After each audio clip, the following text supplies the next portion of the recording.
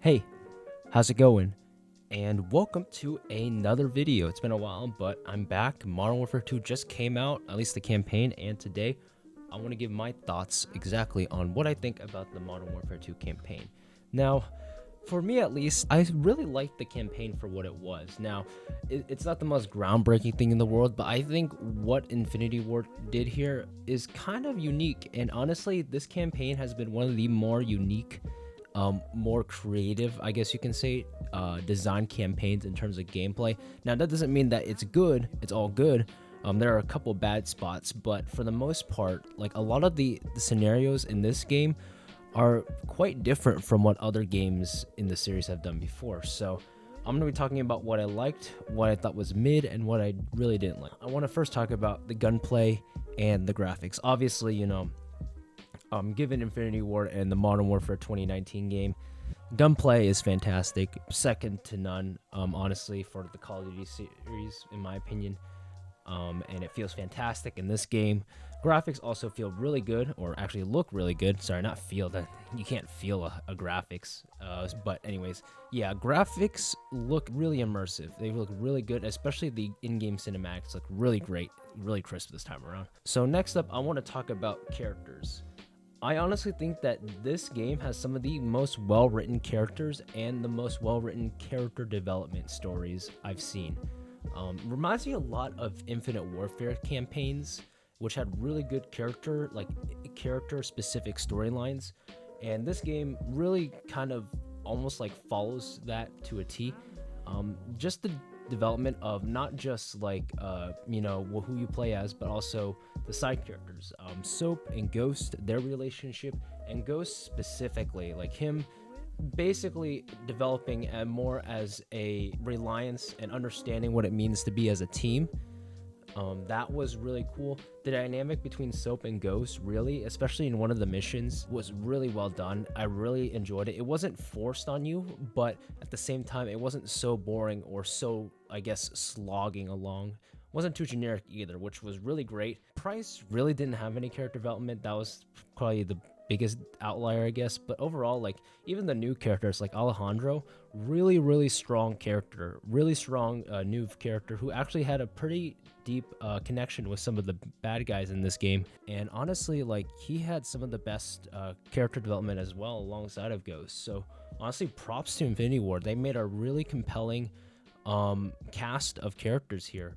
I can't really say that with the bad guys, but that'll be for the next part. Next up, I want to talk about some of the level design. So a lot of the level design in this game is really open, is much more open-ended compared to other Call of Duties. Like, for example, one mission, you're like almost like an all gillied up situation, and you have multiple ways to really approach the situation. Now, obviously, there may be one like overall strategy that is the best, but you can approach these in many different ways as you want to.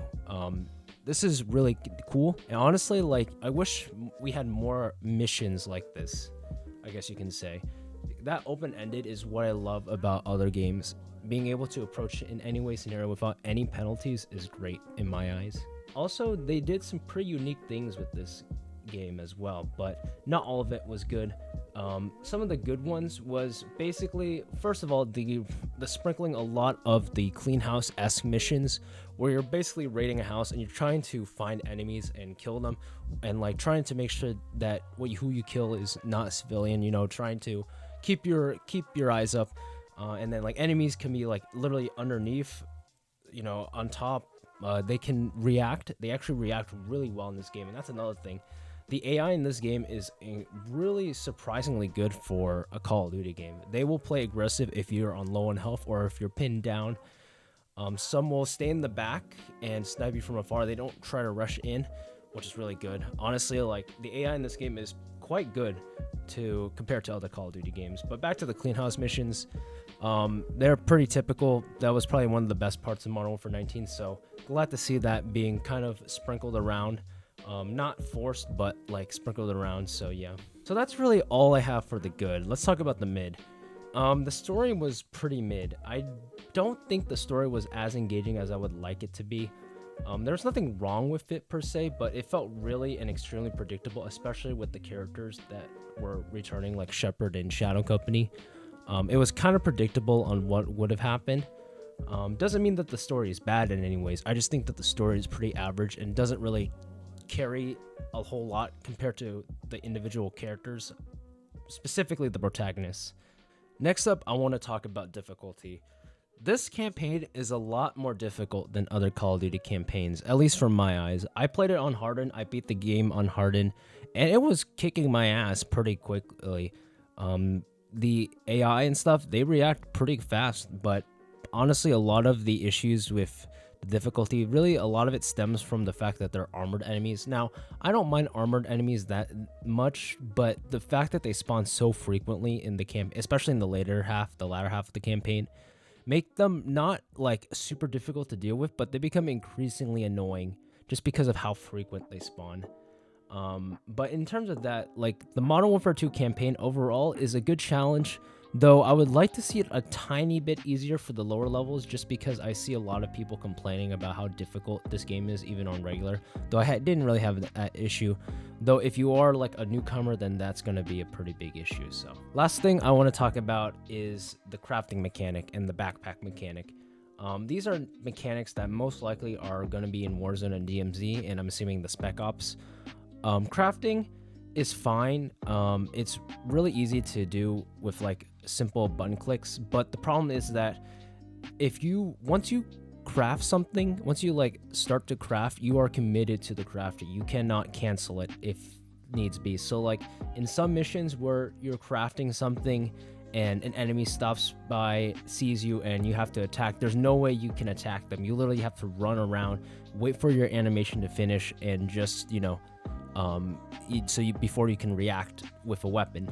It gets really annoying really fast, but once you get used to it, it's not that bad, though it's not something I personally enjoy. I would honestly like crafting to be a little bit more fluid, as well as being a little bit quicker, just because of how long crafting can take, and the fact that you can't cancel the crafting. I wish there's got to be a way. Please, Infinity Ward, let us cancel the crafting if we get in a tight situation. And onto the backpack system, it's okay. I mean, having a lot of, lethals and tacticals at your dispersal is great, but sometimes, it gets a little bit overwhelming. It's not the worst thing in the world, but I think it could have been a little bit less, less confusing, just because the amount of equipment that you can equip, along with like ammo management and stuff like that.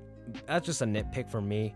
I think the variety of having a versatile toolkit is awesome, but just something that really didn't impress me as much as I thought it would. All right, now let's talk about the things I did not like. First thing is the bad guys. For most of the campaign, a lot of the bad guys feel extremely forced. Now, I'm not gonna put any spoilers, though I did kind of spoil a little bit if you've played the Modern Warfare 2 like original campaign, being predictable from a couple minutes ago. But regardless, I felt like the villains were very one-dimensional and didn't really explain themselves as much as the character development of the protags. I do understand the motivation, like it's pretty clear on what the motivation of the bad guys doing is, but I don't really get a sense of his development, like why, what he did to get to this part, why, like what did he do before. Is the fact that you don't see him too often in the campaign that you kind of don't feel any connection to that at all. It's a very generic baddie in my opinion, and honestly it just completely like ruins the entire plot for me, just because I don't really care about the bad guy at all. And in fact, even the new bad guys don't really make any impact to me, just because I thought it was so predictable and what was going to happen, that honestly, like, I think the antagonists in this game are kind of an L compared to other campaigns. Next up, I want to talk about some of the mission level design. Although I think some of the missions were great and some of the new designs were great, others were absolutely terrible. Like, there's a mission where you're basically Warzone and you're just driving a car and trying to hop between trucks just to, pursue and kill and rescue someone. And it's kind of all over the place. The mechanics for Warzone and Modern Warfare 2 don't really make good for like Uncharted style gameplay with like action across, like, you know, just bunny hopping across trucks and stuff like that. It's super finicky, and honestly, like, I had so many deaths. It was an awful experience just because of how random the deaths can be there, and also how clunky, I guess, hopping from vehicle to vehicle is. It's not fluid. There's no parkour there. It's just very stiff, I guess you can say, and it really does not fit in a Call of Duty game. So those missions, I hate that mission. Some other missions, such as the final mission, the craft mechanic returns, but it's in the scenario where you're always going to be found out regardless of what happens. So you basically don't really have any choice, but you're forced to use it.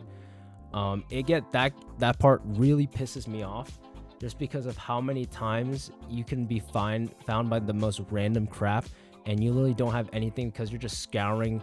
It didn't even feel like you were crafting anything. You were just like frantically trying to find items and just, you know, build them just so you can kill the enemies, instead of meticulously crafting to kind of like stealth away. I think that's where crafting really shines. In one of the missions, crafting is one of the best mechanics, but this specific one, it made me hate it so much. Overall though, I think that's pretty much it for my thoughts. Overall, I think the game is solid. The campaign is worth a shot. Play it on regular, I would say, if you're looking for a slight challenge. Vet is going to kick your ass, I'll say that right now. It wasn't the best by any means, but I thought it was the most creative, and I think that's what I will remember this campaign for at least being unique in terms of gameplay and design, even though some of it really didn't stick out as great as others, some of them being awful in terms of gameplay. But overall, I think the game is pretty solid. Can't wait to see what the multiplayer is like once the full game is coming out. I'll give you my thoughts, and I'm gonna basically be figuring out what I want to do. I'm really interested with the raids in this game, so once the raids and we get more information about the PvE side of this game, I think I'm going to be posting more content about that. So anyways, that's going to be it for the video. Make sure you like, ring-a-ling the ding-a-ling button, and hopefully I'll see you guys in the next one.